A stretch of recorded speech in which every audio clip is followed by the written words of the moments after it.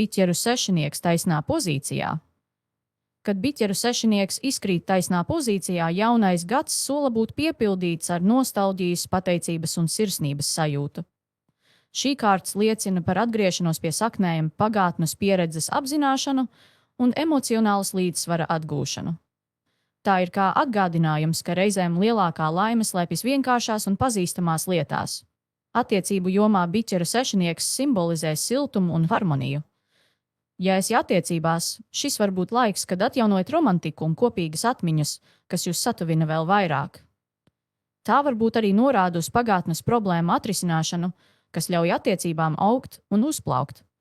Ja esi viena, šī kārts norāda, ka tavā dzīvē var parādīties kāds no pagātnes, iespējams vecs draugs vai mīļotājs, kurš atgriežas ar jaunu enerģiju un mērķi.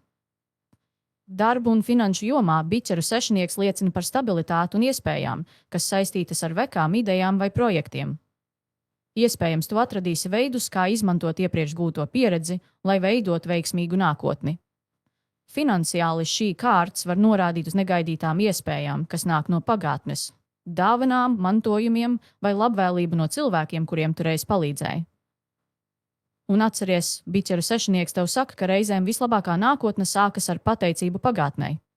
Kas saka, saknes stiprina zarus. Šogad novērtē to, kas tev ir, un uzticies, ka dzīve tev sagādās vēl vairāk.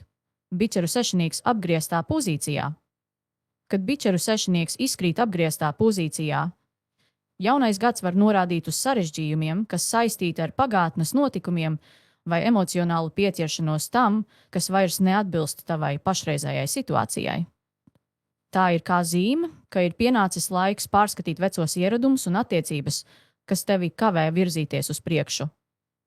Attiecību jomā šī kārts var norādīt uz nevienlīdzīgu devēju un ņēmēju dinamiku. Ja esi attiecībās, iespējams tu jūties tā, it kā dot vairāk nekā saņem, vai arī kāds no jums abi ir pārāk pieķēries pagātnes ideāliem. Šis ir laiks, kad jāatbrīvojas no aizvainojumiem un jāveido jauns kopīgs ceļš. Ja esi viena, apgrieztais biķeru sešinieks liecina, ka varētu būt grūti atlaist pagātnes attiecības vai pieredzi, kas traucē tev pievērsties jaunām iespējām. Darba un finanšu jomā apgrieztais biķeru sešinieks simbolizē nepieciešamību atbrīvoties no veciem, neefektīviem ieradumiem vai projektiem, kas vairs nesniedz vēlamo rezultātu. Finansiāli šī kārts iesaka būt uzmanīgai ar dāvināšanu vai dalīšanos resursos. Pārliecinies, ka tavs devīgums netiek izmantots. Un atceries, apgrieztais biķeru sešinieks tev saka, ka, lai sasniegtu nākotni, reizēm jāatstāj pagātne. Kā saka, ar vienu roku turēties pie vecā un ar otru sniegties pēc jaunā ir nevajadzīga akrobātika. Šogad koncentrējies uz to, kas tevi virz uz priekšu, nevis uz to, kas tevi aiztur.